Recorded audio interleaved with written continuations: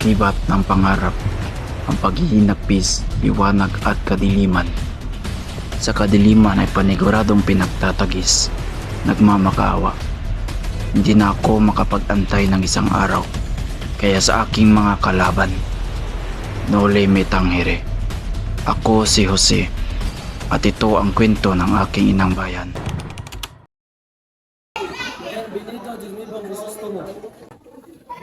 Gracias. Como estas, Kapitan Tiago? Pinag-aanda niyo talaga ang aking pagbabalik. Ilang taon kang nawala sa Pilipinas, anak mo sa mo matikman ang aking mabutahing inang bayan.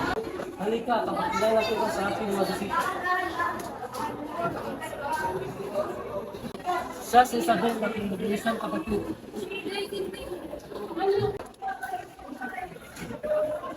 Siya naman si Don Tiburcio ang isang bukod.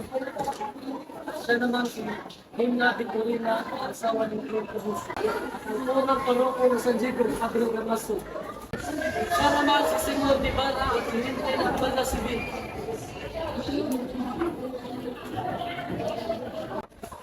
Kumusta pala pag-aaral mo sa iyong pa, Don Tiburcio mo? Mabuti naman po, Kapitan. Di lamang kaalaman sa sensya ang aking natutunan. Bagkus pati uri ng nalalaman ng mga nakasalamuhan ko doon. Ngunit nagtaas pa rin mangmang ang mga Indio, kahit saan pa man sila mag-aaral. Ikaw, Ibarra, nais mo bang magpula sa kanila? Ako ay nilisa na maraming salamat sa inyong pag-aaral sa salong-salong ito. Sandali, gusto mo. Parating pala si Maria Clara. Sa susunod na lang po, Kapitan. Marami pa akong gagawin ngayong araw.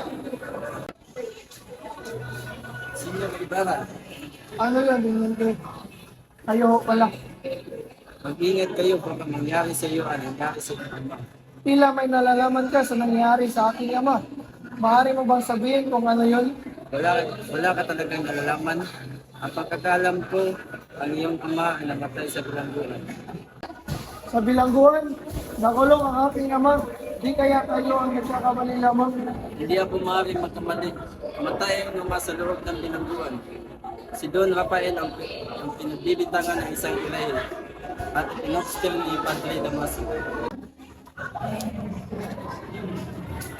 Magandang umaga, Tia Isabel. Magandang umaga rin sa iyo po, Mrs. Ibarra. Ngunit bakit ka nakakita sa akin lahat? Nais ko lamang dalawin si Maria Clara. Nariyan ko ba siya? Andy, andyan ba si Maria Clara? Maaari mo ba siya tawagin at sabihin na ito ang kanyang na si Lord Mrs. Ibarra? Oo, para rin siya. Binibini! Binibining Maria Clara! Nandito yung nobilo si Mrs. Tumo Ibarra. Si Ibarra? Nasaan siya hindi? Nasaan si Ibarra? Akala ko'y nakalimutan nila ako. Marami pa namang babae doon sa Europa. Kailanman ay hindi kita pagpapalit sa iba. Tulad mo ay nasasabik din ako sa ating pag-isang dibdib. Ikaw lamang aking ibigin hanggang sa ating huling pag-ingat. Gina! Magandang umaga, Gina. Magandang umaga din sa iyo, Ginoong. Ano may paglilipod mo? Maaari ko lamang malaman kung may napansin ka puntod na may malaking krus. Noon nakaraang araw, may isang labi na may malaking krus. Ngunit inutusan kami ng kura paroko na ito ay ilipat sa hindi ng mga Indio. Sino nga nga na nag-uutos sa inyo noon? Ngunit sa kasamaang palad, aksidente na itapon ang labi ng iyong ama sa ilog. Sa kadahilanan ng malakas na ulan sa noong araw na iyon. Isang kabaliwan na inyong ginawa. Mahal na kurat, talagang mo ang buting na ito para sa akin. At ito na kung para sa akin para sa akin. Maraming sana kayo ng Panginoon. Tuloy namin. Na-public ko yung Sabi, anong ginawa mo sa akin, Ama? Wala akong ginagawa. Anong wala? Wala akong ginagawa. Hindi ako katulad ng iba, mapapahatol. Kagaya ni Padre Damaso. Anong nangyari sa Crispin ko, Inay? Saan si Crispin? Asan ang kapatid mo? Lasang ko, Inay. Pinagamalan ko lang ng lakaw. Hayaan mo, bukas na bukas, pagkausapin mo sila.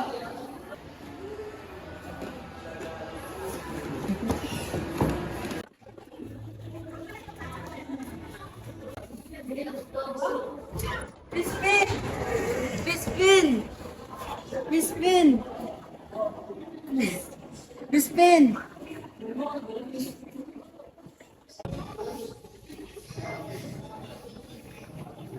Para saan yung mga dinadala mo, Ginang? Para pa ito sa kurang. Nais ko po lamang siya makausap sapagkat ang aking anak na si Crispin ay hindi pa ko nakikita simula kahapon. Ikaw pa lang ina ni Crispin na magnanakaw. Si Crispin na pagkatapos ng magnakaw ay nakuha ko niyang tumakas sa klinisya. Sa akin narinig, paparating na rin yung mga Guardia Civil sa iyong tahanan. Ano? Guardia Civil? Auxilio! Asa na kayo, mga anak ko?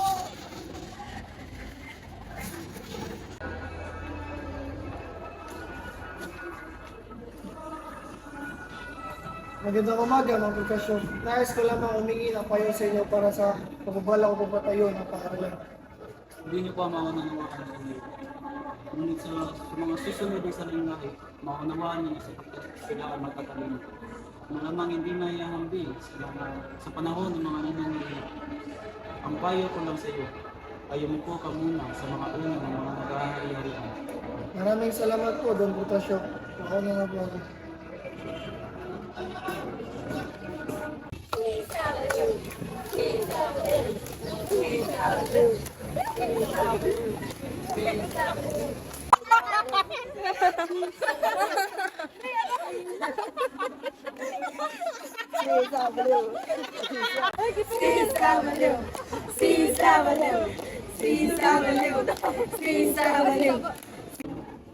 Lahat tayo ay anak ng Panginoon.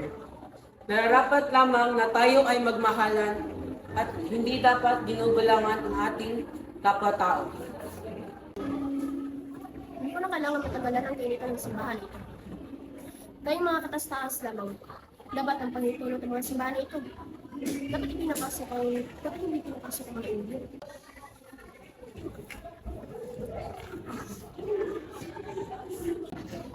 Doon Jesus na mo Ibarra, mag-ingat ka sa paglagay ng bato sa iyong paralan.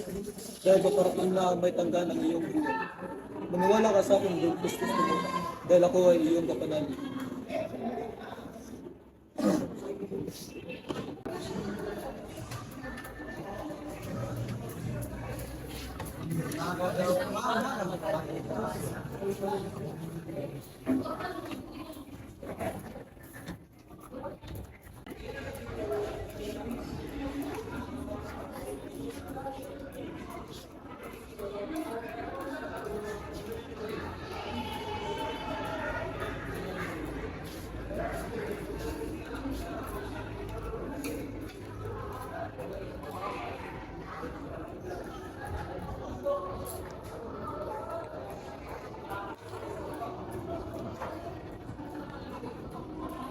Kumusta kaya ang lagay niyong ama kagad? Saan kayo kalakagpad sa dagat? Wala kang karapatan insultin ang aking ama. Ako na lamang. Tama na yan, Ibarra. Alang-alang na sa akin, huwag mo na pagbuhatan ng kamay si Padre Damasio. Oo man yan, Maria.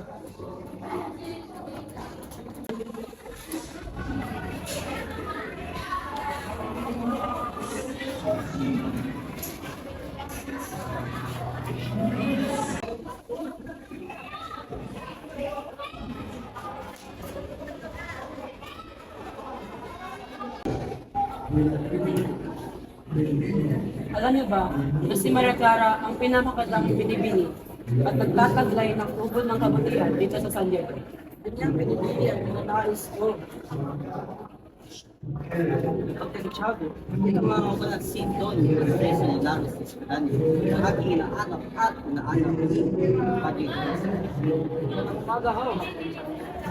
Umaga rin sa inyo. Nais hilingi ni Alfonso ang kamay ni Maria Clara. Pumapayag ka ba dito?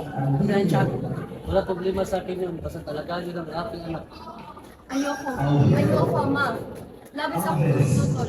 Si Kristo ko ay mahal ng aking minamahal at hihintayin ko siya kahit ano pa man ang mangyari.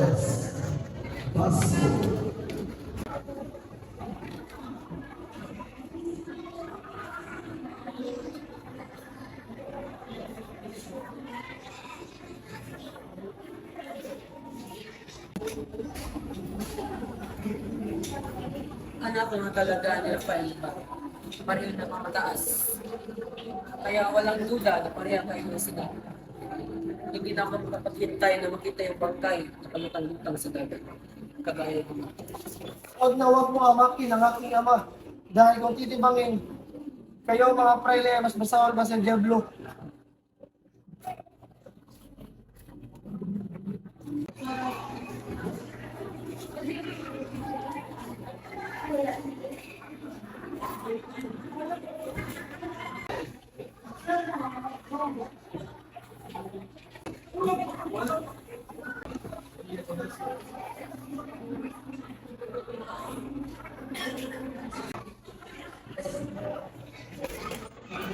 Gusto mo Ibarra?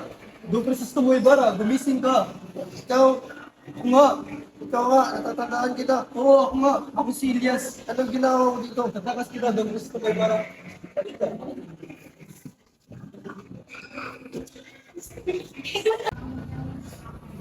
Maria! Maria Clara! Bini, nandito si Don Ibarra. Ibarra! Paano ko nakatakas? Tinulungan ako ni Elias na makatakas. Kumusta ka na, mahal ko? Ayoko ikasal kay Alfonso. Ngunit napilit si Ama. Ikaw lang ang tanging mahal ko, Ibarra. Hindi ako mapayag na makikasal ka sa iba, Maria. Patapusin ko lang tong gulo na to. Baka po, babalikan kita. Doon sa Sumo Ibarra! Nandito na mga Guardia Civil!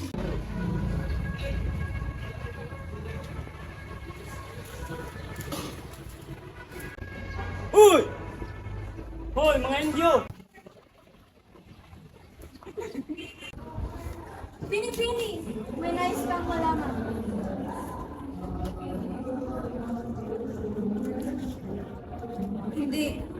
Hindi maaari. Hindi papatay si Ibarra. Nangako siya sa akin. Babalikan niya ako.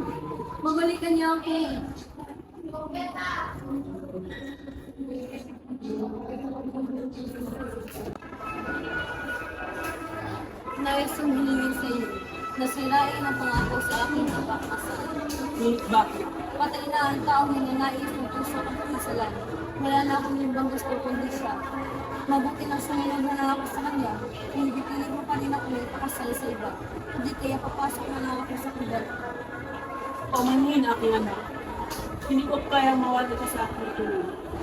Nais ko lamang kung ano ang mas pakabuti para sa iyo. Mas maganda kung magsilbi ka na lang doon sa kumbento.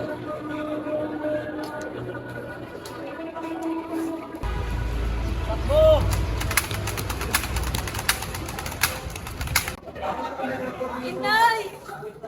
Inay! Inay! Inay! Inay! Ako po ito!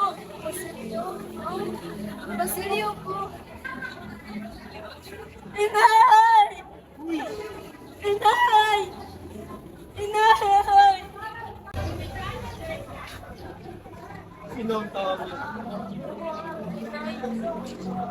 Sigatan ako. Malapit na rin ako mamatay. Maghanap ka ng kahoy at itabot mo sa amin ng iyong inay.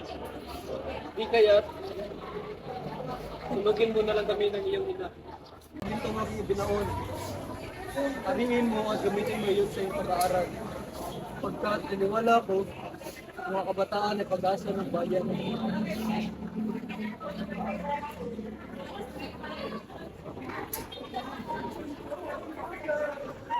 Mamamatay ako kung hindi man lamang nasilayan ang aking bukang liwayway ng bansang aking minamahal. Kayong mapapalad na nakakalatas, salubungin niyo siya at huwag kailanman limutin ang mga namuwal sa lihim ng dilim. Inang bayan, matatanaw din natin ang liwanag, makakamit din natin ang kalayaan sapagkat hindi pa ito ang katapusan, bagkus ito ay simula pa lang.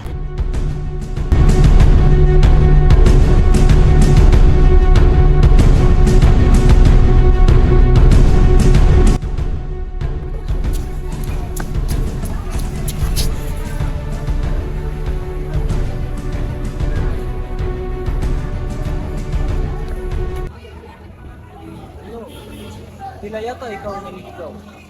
Ngayon lang kita nakita sa lugar nito. Sino ka? Maaari ko bang malaman ang iyong pangalan? Ako si Simon.